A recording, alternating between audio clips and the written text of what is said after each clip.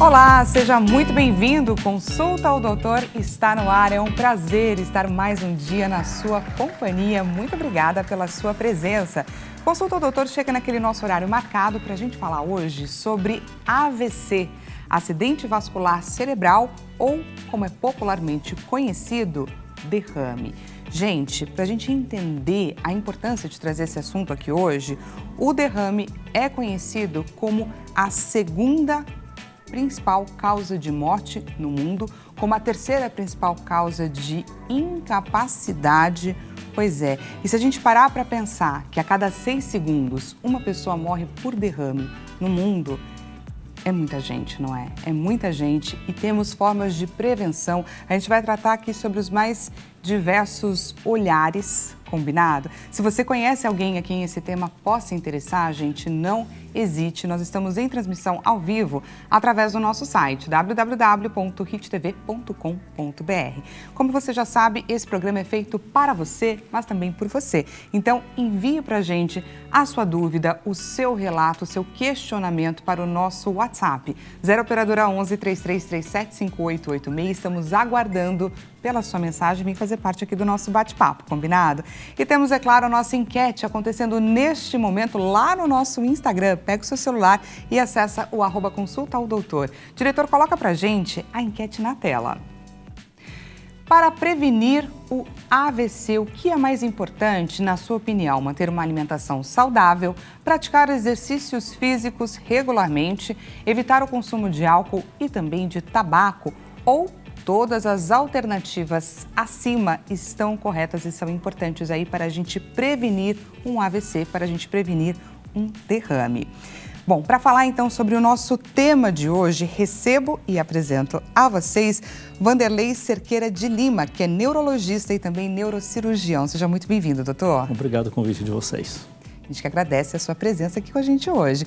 E também apresento para vocês, gente, a Nathalie Schonwald, que ela, além de psicóloga, pedagoga, vítima, gente, de um AVC aos 8 meses de vida, ela também faz parte da direção da Associação dos AVCistas do Brasil, uma organização que é comunitária de acolhimento às vítimas de AVC e também aos seus familiares. Olha só a importância dela aqui com a gente para o nosso bate-papo de hoje. Muito obrigada pelo convite, é uma honra estar aqui e poder falar sobre esse assunto. Pois é, daqui a pouco a gente vai conhecer um pouco mais sobre a história de superação dela. Gente, vamos começar, doutor Vanderlei, pelo básico. Explica pra gente o que é o acidente vascular cerebral. Bom, o acidente vascular cerebral, ou o AVC, ele está dentro de um grupo de doenças que nós chamamos cardio-cerebrovasculares. Por que isso? Porque tudo é decorrência de um problema de vasos sanguíneos, tá? Então, eu tenho vasos sanguíneos no coração, que são as coronárias, eu tenho vasos sanguíneos no cérebro e tenho vasos sanguíneos periféricos, pernas, braços e rins. Então, a gente sabe, aquele órgão que for acometido, o órgão-choque, se é o coração, eu posso ter um infarto, uma obstrução de uma coronária. Eu posso ter no cérebro uma obstrução de uma artéria, ou a artéria é aquela que leva o sangue, tá? Veio aquilo que traz o sangue. Então, se eu tiver uma obstrução da artéria, ela vai ter um dano cerebral, um dano de neurônios. Esses neurônios vão sofrer e o neurônio, ele, a cada momento, ele puxa do sangue o que chama nutrientes. Oxigênio, glicose e outras substâncias energéticas para ele funcionar direitinho. Então, se aquilo é interrompido, se essa função que o sangue vai chegar no cérebro não chega de uma forma adequada, ou, eventualmente, um vaso, uma artéria rompe, o cérebro vai sofrer. Então, se ele obstrui, se não vai sangue, nós damos o nome de acidente vascular isquêmico. Se alguma artéria ou alguma malformação lá no cérebro rompe, nós damos o nome de acidente vascular cerebral hemorrágico. O termo está em conjunto, popularmente, é conhecido como derrame. Mas, do ponto de vista médico, a gente tem que diferenciar o que é um, o que é outro, embora os dois sejam emergências médicas. Tá? O grande número, mais de 80%, é obstrução de um vaso que não chega a sangue. Isquêmico. Isquêmico. Tá. Menos de 20%, ou em torno de 20%, são aqueles sangramentos cerebrais agudos, onde o paciente às vezes tem uma dor de cabeça súbita ou tem uma perda de consciência súbita, e isso é uma emergência. Agora, se o sangue também não vai, então vamos falar aquilo que é mais comum. Se o sangue não está indo numa região importante do cérebro, tudo é importante, tá? Então eu posso ter alteração da fala, alteração da força do braço ou de uma perna, ou mesmo alteração da face. Então, esses 3 Fs, força, fala e face, é importante a gente saber se tem algum acometimento desses sinais, principalmente se o paciente ou a pessoa, né, ela tem algumas predisposições para ter o AVC. Perfeito. E aí você vai perguntar, quais são as pessoas que têm essa predisposição? Com certeza, essa daí Eu estou dependendo de entre você. as minhas perguntas. Quais são as pessoas? Primeiro, tem aquelas pessoas, geralmente, o que a gente estava comentando um pouquinho, tudo é estatística, tá? Então, os homens são mais acometidos do que as mulheres do AVC. Tá. Tanto AVC isquêmico quanto AVC hemorrágico. As mulheres são acometidas, então os homens acontece geralmente após 65 anos, é um dado. As mulheres também têm um AVC, mas numa fase mais tardia da vida. E as mulheres, apesar dos homens terem uma quantidade maior, as mulheres morrem mais de AVC do que os homens. Olha só, acontece mais com os homens, mas as mulheres estão aí entre as mulheres são mais graves. Taxas de mortalidade. É mais grave. Tá? Ela tem mais o que nós chamamos morbidade, ou seja, sequelas ou mortalidade. Apesar de acontecer mais tardiamente na vida das mulheres. Perfeito. Isso são dados estatísticos. Aí tem o lado, as pessoas afrodescendentes. Tá? Elas são mais predispostas do que os caucasianos. Os caucasianos são os brancos, de ter AVC. Por que isso? Porque geralmente a pessoa afrodescendente, ela tem uma pressão arterial elevada. Então, todas aquelas pessoas que têm pressão arterial elevada, fora de controle, que não faz o uso correto da medicação, ela está mais predisposta a ter ou um AVC isquêmico ou até mesmo o AVC do tipo hemorrágico. Os dois são derrames. Entendi. Saber se essa pessoa tem alguma, que nós chamamos hoje, uma palavra que está bem comum, comorbidade. Sim. Eu tenho diabetes, eu tenho taxa de colesterol elevado, eu tenho sinais outros de aterosclerose, eu tenho obesidade ou sobrepeso. Então, fumo, faz uso de bebida alcoólica de uma forma descontrolada, usa o sal de uma forma descontrolada. Então, são todos os fatores predisponentes para as pessoas terem um AVC. Então, a gente mistura aí a predisposição, as comorbidades e também o estilo de vida. O estilo de vida. Tá? E aí as pessoas falam, isso pode ser genético? Não. Não. Tem doenças genéticas que podem levar ao AVC, sim. Tá? Mas o número é bem menor. Mas existe uma predisposição. Olha aquele meio familiar, onde todo mundo alimenta de uma forma incorreta, aquelas pessoas mais sedentárias que não fazem exercício e têm o sobrepeso. Então, eu estou contribuindo para o quê? Uma qualidade de vida menor, ou pior, né? E eventualmente predispor ao AVC. Pessoal, para quem está pensando aí em qual alternativa escolher da nossa enquete lá no Instagram, o doutor deu aqui umas dicas, viu? Não perca. Eu posso dar uma pequena dica? Claro. Todo mundo se preocupa em remédio, alimentação. Eu vou dar um pequeno spoiler. Vai numa loja e compra um bom par de tênis. Olha! Tá? Compra um bom par de tênis. E outra coisa que eu sempre esse. falo... os pais vão ficando idosos, às vezes tem os riscos dessas doenças todas. Nós estamos num canal de televisão. Sim. Não dê para os pais a melhor televisão e nem a melhor poltrona. Olha que interessante. Vamos andar? Vamos fazer um exercício físico? Vamos caminhar, colocar o papo em dia. Vamos queimar calorias, vamos queimar essa gordura que está circulando, porque tudo isso aí vai predispor lá na frente o AVC. Então, a pior coisa é você comprar o melhor aparelho de televisão e comprar a melhor poltrona. Poltrona, um sofá confortável. Perfeito. Anotados, né, gente? Eu comecei esse programa dizendo que a Nathalie, ela teve um acidente vascular cerebral aos 8 meses de vida. Nathalie, conta um pouco pra gente.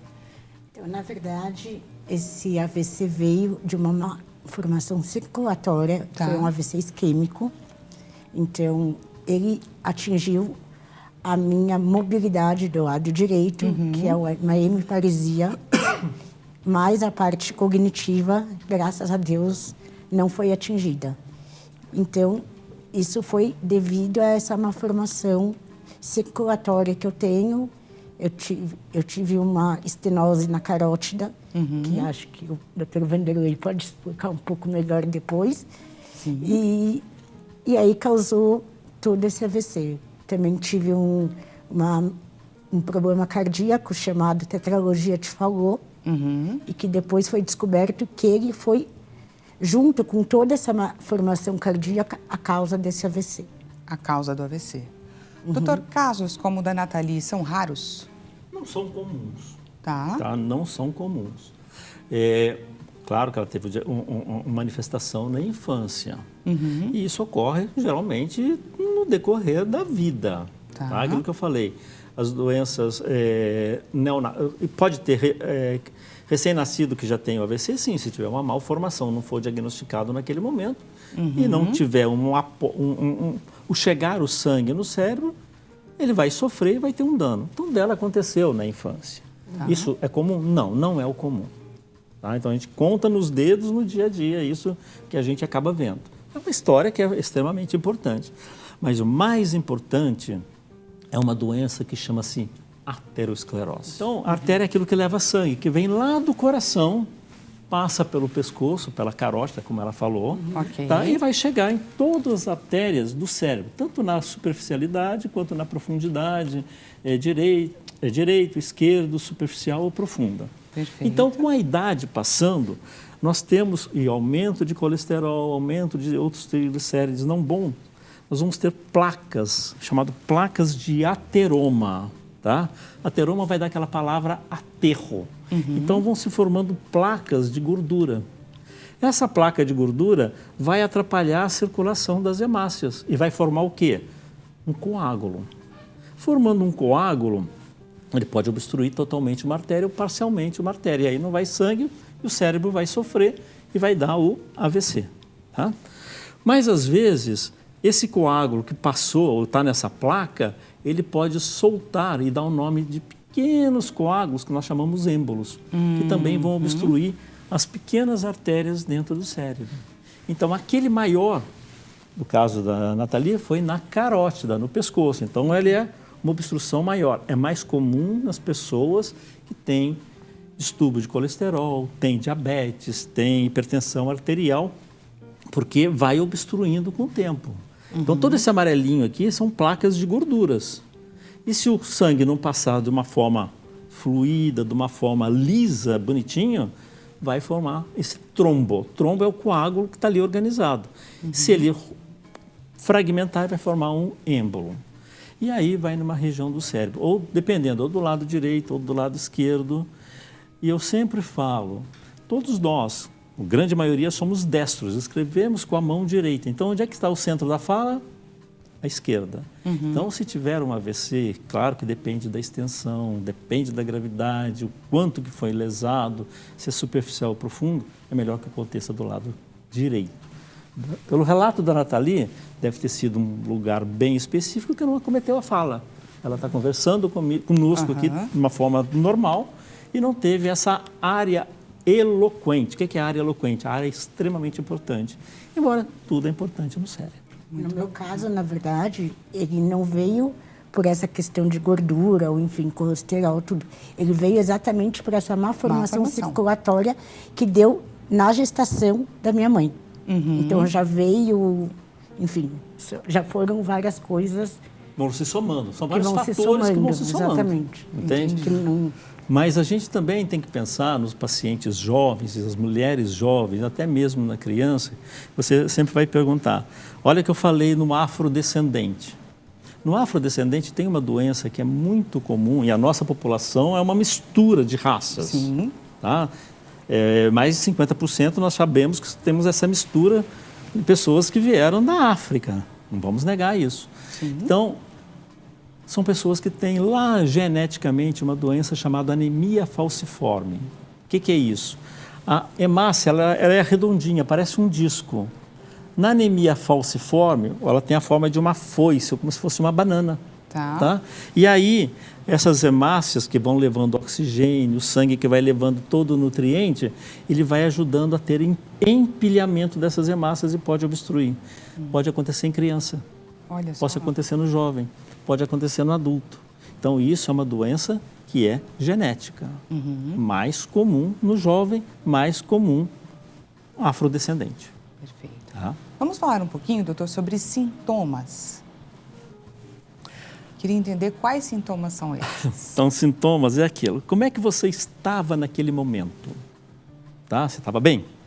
De repente, o que acontece? Eu tenho uma dificuldade para falar. Eu tenho uma dificuldade de articular a palavra. Tá? Eu falo meio enrolado. Tá. Eu tenho dificuldade de engolir. Então, olha só, a face está tendo alguma alteração. Tá. Então, a gente tem que ter alerta se isso vai persistir mais de 5 minutos ou mais de 5 minutos e se isso vai reverter ou não. Então, presta bem atenção. Se eu tenho, às vezes, um formigamento no braço, na perna ou na face que vai e volta, opa, isso é um sinal de alerta, tá? Que alguma coisa lá no cérebro não está sendo irrigado numa região específica de força motora ou sensibilidade que está dando um sinal. Então, não espere isso aí passar sozinho. Chama alguém para ajudar. Você tem dificuldade para andar, tem dificuldade para segurar uma caneta, um copo, uma faca, aquilo caiu subitamente. Alguma coisa tem alteração cerebral que repercutiu na força ou do braço direito, ou do braço esquerdo, ou da fala, e aí é um outro sinal. Eu tenho tontura súbita, tá? Ou até mesmo desmaio, perda da consciência súbita. Então, tudo isso aí são sinais de alertas, principalmente no AVC isquêmico. Tá. Então, no AVC isquêmico, ele tem, às vezes, aquele que é transitório, nós damos o nome de acidente vascular isquêmico transitório. Mas tem aquele que passou de 5 minutos, pode deixar sequela ou não. E tempo, tem uma palavra que eu gosto muito. Tempo é cérebro. Então, você não pode perder tempo, porque se você perder o tempo, você vai ter lesões, você vai ter sequelas e você vai ter repercussão na sua vida como um todo. E isso, às vezes, pode não voltar. Pela importância desse tempo, a gente preparou uma tela porque muitas pessoas se questionam quando é a hora de chamar pelo SAMU, quando eu devo, de fato, buscar uma emergência hospitalar e tudo mais. Então, a gente preparou uma tela e eu gostaria até que o senhor complementasse essa nossa trazendo para a gente, é claro, a explicação. Por favor, diretor, coloca para a gente a tela do SAMU, que tem muito a ver com isso que o doutor estava explicando para a gente. O S do SAMU chama o sorriso, então, que é para você perceber... Se a face está simétrica. Isso, tá? Então, para você pedir para a pessoa tentar sorrir para ela ver se ela consegue. Então, eu tenho que abrir a boca, os lábios, de uma forma igual do lado direito e esquerdo, ou seja, de uma forma simétrica. Aí a questão do abraço, porque para você abraçar uma pessoa, você precisa erguer esse braço. Tem que ter força no braço. Isso. Então, se eu não tenho força de um lado, às vezes não precisa nem ser o abraço, mas pede para levantar os 2 braços. Se um cair, já tem um problema. Imagina que você, tendo dificuldade para dar força nesse braço, você não vai conseguir abraçar a pessoa. E aí a gente tem o M, que seria de mensagem, mas também seria de música, que é a questão do falar, do repetir uma frase. Alteração, fala enrolada, dificuldade de articular, dificuldade de engolir, isso também é um sinal que vem o comando de onde? Cerebral. Então, alguma coisa está em sofrimento no cérebro. Então, não se pode perder o tempo, não pode ficar em casa. Um grande número de AVCs que tiveram na época da Covid-19, tá? Os pacientes tinham medo de ir a hospitais, ficavam em casa, tiveram AVC e tiveram um risco de maior morbidade e maior mortalidade. Então, chame o SAMU, tá? Sim. Serviço de atendimento médico de urgência, isso é fundamental. É importante. O ideal, eu vou falar assim, o tão ideal, tá? É aquele, o gostoso ideal. Imagina que todo hospital tivesse lá o setor de emergência, que tivesse um grande caminhão, dentro desse caminhão tivesse um exame complementar chamado tomografia. Chama a urgência, vai o médico, paramédico, enfermeira, técnicos e vão fazer o exame bem próximo à residência do paciente. Ali, você fazendo uma tomografia de urgência, até você levar o paciente, você já vai dando uma conduta para quando chegar no hospital, quando abre a porta da emergência, você consegue tratar o paciente melhor. Mas isso custa dinheiro, isso é caro. Não é qualquer lugar que tem. Entende? Então, você montar essa estrutura seria o ideal do ideal do ideal. Então, chame o SAMU, o pessoal do SAMU extremamente eficazes, tanto para acidentes quanto casos clínicos e quanto de AVC, porque tempo é cérebro. O senhor estava apontando aqui para a gente alguns fatores de risco que podem levar ao acidente vascular cerebral. E eu queria trazer para a gente um estudo recente, publicado recentemente, que pontuou que os números de casos de AVC e também de mortes por altas temperaturas aumentaram nas últimas 3 décadas. E aí eu gostaria então de entender um pouco melhor essa relação do AVC com o calor, principalmente para a gente, não é verdade? Que tem vivido aí tempos de temperaturas extremas, de ondas de calor. Bom, o estudo sai a cada momento. Sim. A gente não dá conta de ler tudo e está atualizado o tempo todo. Mas nós sabemos que os AVCs ocorrem mais no outono e no inverno. Tá? Eu estou falando ao contrário do que você está me perguntando. Tá. Por quê? No outono e no inverno, as artérias diminuem de calibre. Diminui de calibre, eu tenho maior risco de hipertensão arterial. Mais hipertensão arterial, mais riscos de lesão de artéria, mais riscos de sangramento. Então, estatisticamente, é mais comum outono e inverno. Tá?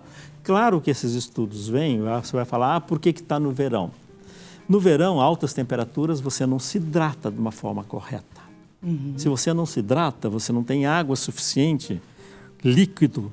E aí, se eu tiver uma certa desidratação, esse sangue que era liso, que estava bonitinho, ele torna-se mais viscoso. E se a pessoa já tem placas de ateroma, eu tenho o risco de formar esse coágulo, esse trombo. E aí, ter o dano do AVC. Então, são trabalhos que vão surgindo e a gente tem que estar atualizado. Mesmo essa pergunta que você faz para mim de imediato. Mas entender o meio, como que a gente se comporta. Sim, sim. Mas o mais comum são nos períodos frios. Perfeito. Tá? Nathalie, na sua história, a palavra resiliência tem uma importância enorme, não tem? Com certeza. Queria que você contasse um pouquinho dela pra gente. Na verdade, eu nunca deixei que as pessoas falassem que eu não posso. E quando alguém fala que eu não posso, aí é que eu vou. Aí eu falo, tá bom, eu não posso, então vamos ver se eu não posso mesmo. Então, eu sempre fui uma pessoa que lutei muito para conseguir o que eu queria, tanto profissionalmente quanto pessoalmente, enfim. Porque na época da escola, por exemplo, foi muito difícil. Uma pessoa com deficiência na época de escola sofre bullying. Então, foi uma das épocas, principalmente na adolescência, que eu sofri muito. Aí, quando adulta, já melhorou essa parte, porque já começaram a entender, eu já tive um grupo de amigos, casei, enfim, cuido da minha casa, normal, tenho uma vida normal, trabalho. Só que o tempo todo você precisa provar para as pessoas que você é capaz. Que você é capaz. Que você pode, que você está lá pela sua competência, não pela ajuda de alguém, enfim, esse é o tempo todo. Só que, ao mesmo tempo, eu sou uma pessoa que amo desafio, amo. Então, tudo que tiver mais de 120 quilômetros, mais de um... é para você. É para mim. Então... Daqui a pouco a gente vai adentrar um pouco mais a história da Nathalie, conhecer sobre esses desafios e toda essa coragem que ela tem. Mas temos mais uma perguntinha da nossa audiência. Por favor, diretor, coloca para a gente a perguntinha na tela. A pergunta é do Valdir da Silva, aqui de São Paulo. Antes de mais nada, muito obrigada pela sua participação aqui com a gente. Boa tarde a todos. Há um mês e pouco, minha mulher teve um AVC isquêmico. No entanto, ela anda, reconhece as pessoas, está consciente, porém fala meio baixinho e às vezes esquece o que está falando, interrompendo a conversa. Ela tem chance de melhorar ainda mais? Dr. Vanderlei. Tem, eu acho que tudo depende também da extensão no cérebro, tá? Às vezes acontece uma lesão numa região muito importante da fala ou uma região mais difusa do cérebro. Então depende da extensão desse dano que ela teve da isquemia, do AVC isquêmico.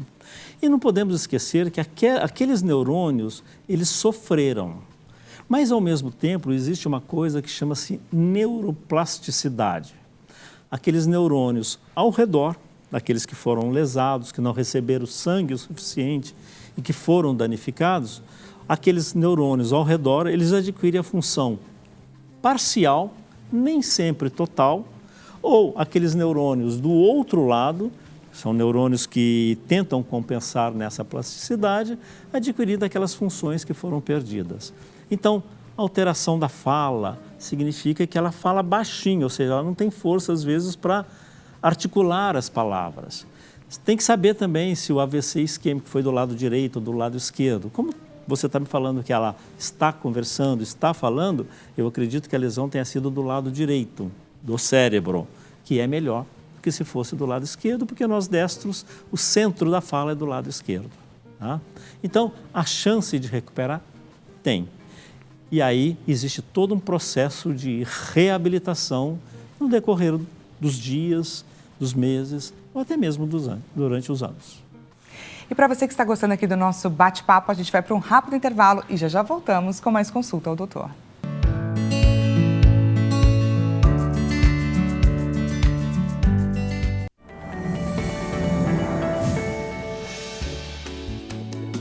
Seja bem-vindo mais uma vez, Consulta ao Doutor está de volta. Caso você tenha chegado agora, neste exato momento, nós estamos batendo um papo a respeito de AVC, acidente vascular cerebral. Estamos entendendo aqui a respeito dos sintomas, falando sobre as dificuldades de identificação e a importância do diagnóstico o quanto antes, porque como o doutor estava dizendo aqui pra gente, tempo é cérebro. Se você conhece alguém a quem esse tema possa interessar, nós estamos em transmissão ao vivo através do nosso site www.hittv.com.br. Te convido a participar aqui do nosso bate-papo, manda pra gente o seu relato, a sua dúvida, este espaço é seu. Manda então para o 0 operadora 11 3337 5886. Estamos, é claro, aguardando pela sua mensagem, combinado? E temos a nossa enquete em seus minutos finais e nessa enquete, inclusive, nós tivemos no primeiro bloco vários indicativos aqui do nosso doutor, um determinado spoiler a respeito de qual deveria ser a opção correta. Se você perdeu, aproveita para participar agora, combinado? O diretor, coloca para a gente, por favor, a enquete na tela. Essa enquete está acontecendo no nosso Instagram, no @consultaodoutor. Para prevenir o AVC, na sua opinião, manter uma alimentação saudável, praticar exercícios físicos regularmente, evitar o consumo de álcool e tabaco, ou então todas as alternativas acima estão corretas e são muito necessárias. Para você que chegou agora, nosso bate-papo está acontecendo neste exato momento com o Vanderlei Cerqueira de Lima, que é neurologista e também neurocirurgião, e também, gente, com a Nathalie Schonwald, que ela é, além de psicóloga, de pedagoga, ela foi vítima de um AVC com 8 meses de vida e faz parte da direção da Associação dos AVCistas do Brasil. Queria começar este segundo bloco por você, para você contar um pouco mais sobre a sua história, os seus desafios e como você tem levado esses desafios para ajudar o amanhã de outras pessoas, de outras Nathalies. Então, eu acho que os maiores desafios que eu tenho hoje são na relação profissional e pessoal. Por que eu digo isso? Porque você tem que ser uma profissional que, ao mesmo tempo que tenha que ter a competência, ou enfim, o estudo, provar para as pessoas que você é capaz. Isso é essencial. A parte pessoal é parecida com essa questão também de você sempre mostrar que para o outro que você consegue isso. Nem sempre é o que você quer o tempo todo ficar assim. Eu acho que os grandes desafios que eu superei foi o bullying, através da questão de entender que aquilo tá em mim e a deficiência vai fazer parte, mas eu não sou a deficiência. Sim. A deficiência faz parte de mim. Eu acho que isso é muito importante. Um outro fator que eu falo que foi decisivo é você ter um médico que seja adequado, ou seja, aquele médico que te incentive a ter uma rotina, estar trabalhando, estar estudando, enfim. Que também não veja como uma limitação. E, é claro, ao mesmo tempo, fale, você não pode fazer isso porque você tem limites. Sim. Ninguém está negando que você tem limites, mas ele te vê como pessoa, não como a deficiência. Posso interromper só um pouquinho? Claro. O bom médico não é aquele que trata a doença. O bom médico é aquele que trata o doente. O paciente, o ser humano. O paciente, o ser humano e a família ao redor. Tá? Ele tem que dar atenção para o paciente, mas para a família também. Imagina alguns pacientes que tiveram AVC muito piores que os seus. São pacientes que às vezes estão em coma, pacientes que não têm contato com o ambiente, não têm contato com familiares. Às vezes tratar o paciente é fácil, mas quem está chorando, quem está preocupado, quem está questionando é a família, os amigos, as pessoas de relação ao redor. Então, o médico tem que ter essa noção integral. Tratar o paciente é fácil? Nós somos treinados para isso. Cada profissão é treinada para alguma coisa. Sim. Mas você tem que tratar e cuidar de uma forma integrada a todo mundo. Então, isso que é importante, porque vem questionamentos, vem perguntas, e você tem que ter paciência, tem que olhar nos olhos, tem que tocar, tem que abraçar todo mundo, saber que todo mundo às vezes está chorando e não sabe por quê. Saber que aquele médico às vezes não usa uma linguagem que eles possam entender. Fácil. Não é medicinês, é a linguagem coloquial e poder dar orientação.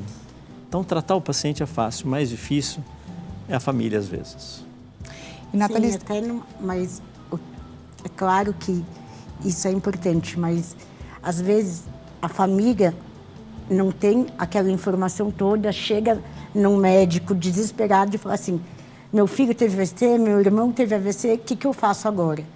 E o que eu quis dizer? Que assim, é importante que o médico priorize o que a pessoa pode, não o que a pessoa não pode. Não sei se o Dr. Vanderlei concorda com isso, mas no sentido de incentivar as potencialidades, não ficar, ela não pode isso, ela não pode aquilo, e dizer os motivos. Pois é, mas tem a fase de AVC é uma emergência médica, seja isquêmico, seja hemorrágico, tá? Quantas vezes o paciente chega no pronto-socorro, é um sangramento dentro do cérebro, eu tenho que levar direto para o centro cirúrgico e drenar esse coágulo. Então, ele tem que ter o controle daquele momento e priorizar o paciente. Depois ele vai administrando o restante, vai orientando as pessoas que estão ao redor. E isso também é extremamente importante. Então, tem hora que você tem que focar. Importante. A partir do momento que você focou, tratou, tirou o paciente de risco de morte ou risco de vida, significa a mesma coisa, tá? Risco de morte ou risco de vida. Você tirou aquilo, evitou o dano ou vai evitar uma sequela no futuro, tratando rapidamente, num tempo, tem que ser no máximo até 3 horas e meia. Tem essa questão do tempo, né? Tem, que 3 horas e meia, 4 horas é fundamental. É que a gente usou essa palavra, estou dando um número, tá, para você.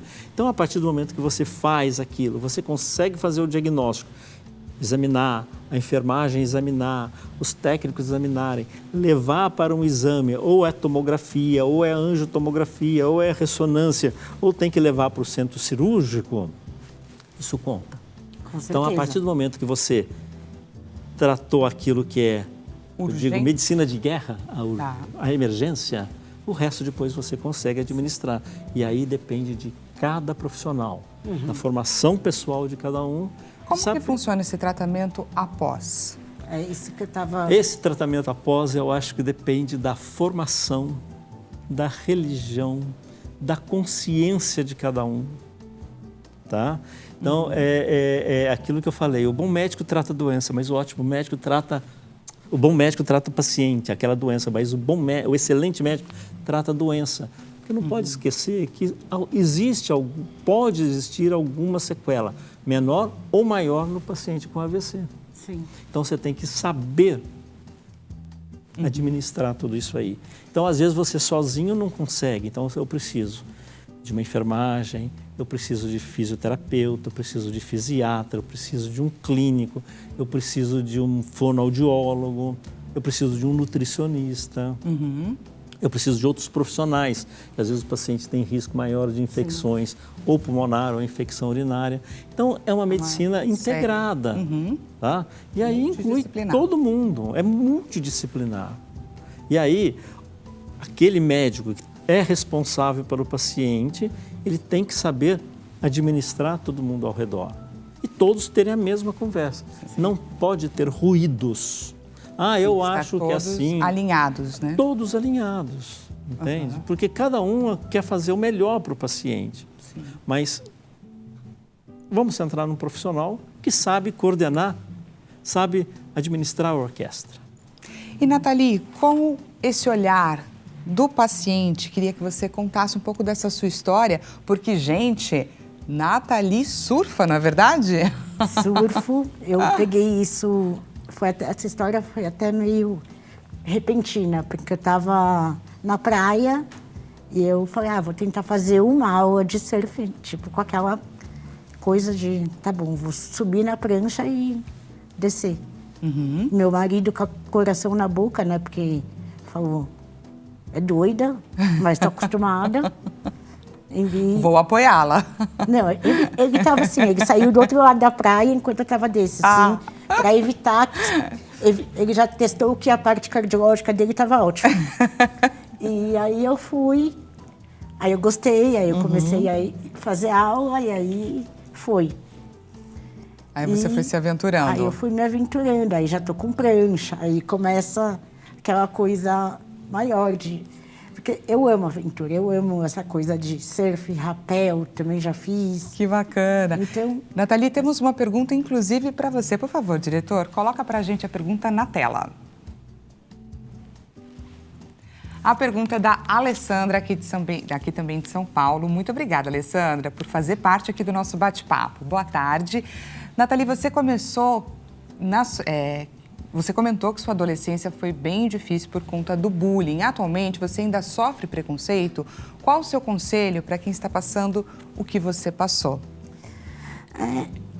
Eu acho que, assim, bullying, propriamente dito hoje, menos. Mas você tem uma questão que quando alguém vê uma pessoa com deficiência, primeiro, eu vejo que tem muita gente que não sei se é acopla a palavra, mas junta e acha que quem tem deficiência física necessariamente tem deficiência cognitiva. Nem sempre. Não, nem sempre, mas muitas pessoas acham que é assim. E aí já começa a te tratar de um jeito diferente. Então, um exemplo que eu posso dar, estou no restaurante com o Ariel, que é meu marido, e perguntam para ele, o que ela vai beber? Eu falo, eu vou beber uma Coca-Cola com gelo, por favor. E eu falo, porque eu tô aqui. Claro. Então, é esse tipo de preconceito, eu acho que ainda existe. O preconceito de você ter que entrar numa empresa e provar. Hoje você tem a lei de cotas, mas eu falo que a lei de cotas é a entrada. Porque você ouve muitas pessoas com deficiência falarem assim, eles precisam de mim porque eles não querem ter a multa. E aí eu respondo, do jeito que você tem deficiência, tem milhões que têm deficiência. Sim, você e que estão preparados e que querem estar aqui. Então, eles não dependem de você. Você tem que se preparar tanto quanto outro profissional. Mas existe um preconceito empresarial ainda que a pessoa com deficiência, infelizmente, não tem chance de crescimento como uma pessoa que não tem deficiência, apesar de estudar, apesar de estar preparado. Então, Perfeito. As empresas deixam ela lá, tipo, até não vou pagando a multa. E isso é um ponto que é muito importante, inclusive, ser dito, ser falado, ser pontuado. Vou aproveitar, gente, para trazer o resultado aqui da nossa enquete. Por favor, diretor, resultado na tela. A alternativa que venceu, então, foi a última. Todas as alternativas acima estão corretas. A gente comentou isso ao longo do programa inteiro. Gostaria demais de aproveitar, de agradecer a presença de vocês. Muito obrigada, foi uma tarde excelente. Pessoal, espero que vocês tenham gostado aqui do nosso programa. A gente volta a se encontrar amanhã nesse mesmo horário. E aproveita, claro, para deixar passando aqui na tela as redes sociais e os contatos desses profissionais que estiveram aqui com a gente nesse bate-papo incrível. Muito obrigada, gente. Até amanhã.